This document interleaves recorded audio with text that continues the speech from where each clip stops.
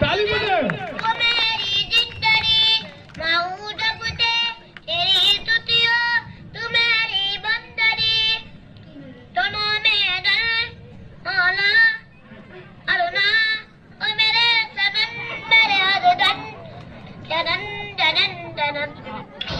अरे हीरो सुनिए। गड़िया में कजरावा हो महके लागी दुआरावा हो।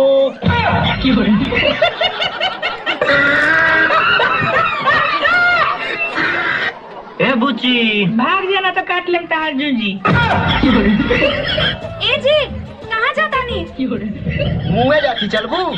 नाराज हो गई निका? नाराज ना अब तो लतीबो कर बब्बे। दिन भर गाड़ी पीछे पीछे लगल रही, कहाँ जात हवा का करत हवा। घरे लौट जाने तू खा ले झटवा तोहार हम। मत रो अरे मुत रो अरे मुतरो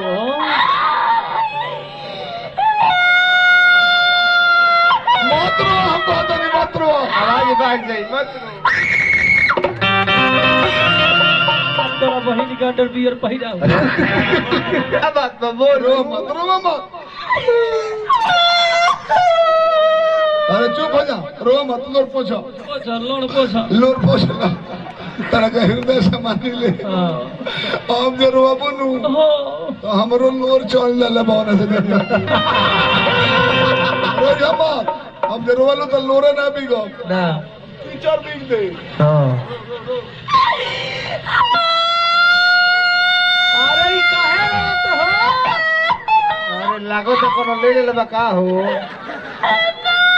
मोबाइल ले ले बा।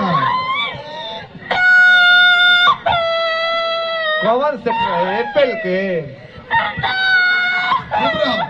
बाबू कोनो एक बार मोबाइल ले ले, बड़ी महंगा मोबाइल रखे ले नु। एप्पल के रख ले। बोलो का बोल रास्ता बोल। कोनो ले ले मोबाइल बा तो कोनो कोइला सिया कोनो बातो चिंता कोइला सिया कोनो धइले रहला कुछ दुखाता तोर मैदान लगल बा। काहे रोत बोला।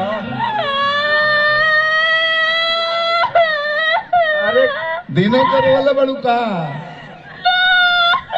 कोनो कुकुर घर ला रहला कोनो मिसालो सिया नानो कोनो कार मिसला सो कुछ फाटल बा। कोनो सार घर ला रहला रास्ता में कुछ ना भइलो कोनो घटना ना भइलो तो कला चटका दूर होता रे।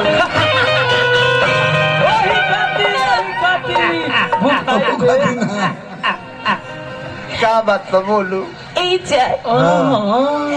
अपना दिल के बात हम के कही और कैसे कही हमरा से कह मुँह से नु कहबो कि गाड़ी से कहो।